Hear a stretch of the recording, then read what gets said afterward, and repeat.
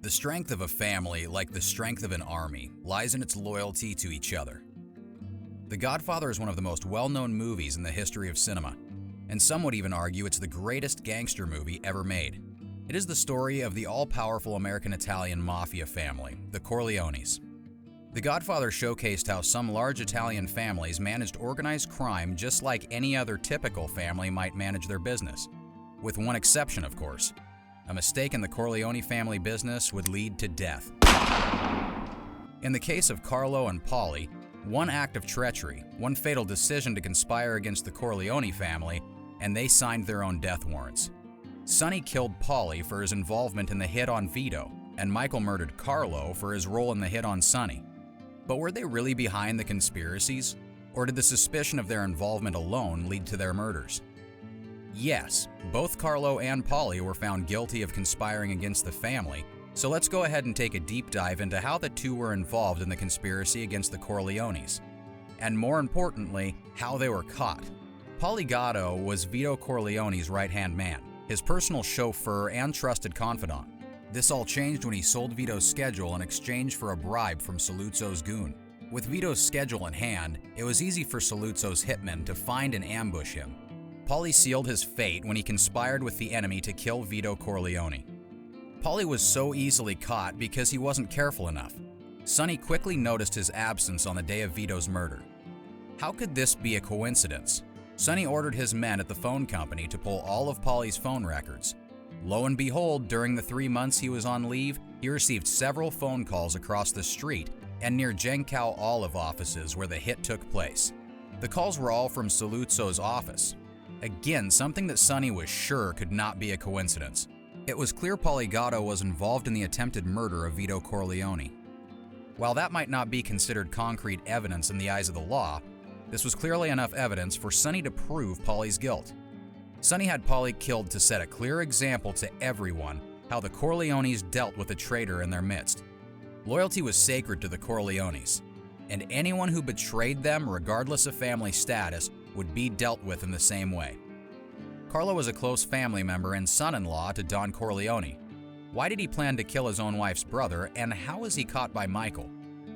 Carlo married Connie Corleone, Vito's one and only daughter, to secure his place in the Corleone family. To his dismay, Vito didn't see him as an asset and kept him out of the family business and had him running a small sports book under the watchful eye of the family. Furious with his trivial role, Carlo began abusing and cheating on Connie. Don Corleone was enraged by the treatment of his daughter, but his old Italian traditions dictated that he could not involve himself in her marriage, and he demanded his son stay out of her business. The day after the attempted hit on Vito, Sonny visited Connie and found her horribly beaten and abused by Carlo. Infuriated, Sonny beat Carlo without mercy in the street and threatened to kill him if he ever laid a hand on his sister again. Afterwards, Carlo felt humiliated, and because of the five families' war, his sportsbook was shut down. As an act of revenge, he joined forces with their arch-rival, Emilio Barazzini, to get Sonny out of the way in hopes to negotiate a deal to sell drugs in Corleone territory. They hatched a plan to get Sonny alone, so that Barazzini's men could attack him at his most vulnerable. Carlo had a simple plan to get Sonny alone and without his security. He knew Sonny was a man of his word and that he had a vicious temper. Carlo set up a call between one of his girlfriends and Connie. An argument ensued which led to Carlo beating Connie senseless. Just like Carlo knew she would, Connie immediately called Sonny and informed him of everything. Sonny stormed over without any protection or security with the plan to kill Carlo. Little did he know that Barazzini's men were waiting at the toll booth to ambush and kill him. When Sonny reached the toll booth, he was attacked in a barrage of gunfire, killing him instantly. After Sonny's death, Don Vito forbade any investigation into his son's murder, and he placed full blame on the Barazzini family. Both Vito and Tom knew that Carlo betrayed the family, but chose to turn a blind eye to his deceit. Once again, old Italian tradition dictated that he not kill his daughter's husband, and he spared the life of his son-in-law. Once Michael became the acting head of the family, he decided to keep Carlo close because he was very suspicious that Carlo betrayed the family and was responsible for the death of his brother. He gave Carlo all the responsibility and respect that he had been desperate for years. Michael did this so he could keep a watchful eye on him. He wanted Carlo to be alone, vulnerable, and trusting while he gathered enough evidence against him. Michael spent years putting Carlo at ease and giving him a false sense of security. Michael: "You have to answer for Santino, Carlo." Carlo: "Mike, I'm innocent. I swear on the kids. It was Bottazzini." Viewers can assume that Michael clearly saw through Carlo's lies, but if we take a deeper look, it might not be as simple as we might assume. Eventually, once Michael became the new Don, the time had come to settle old business within the family.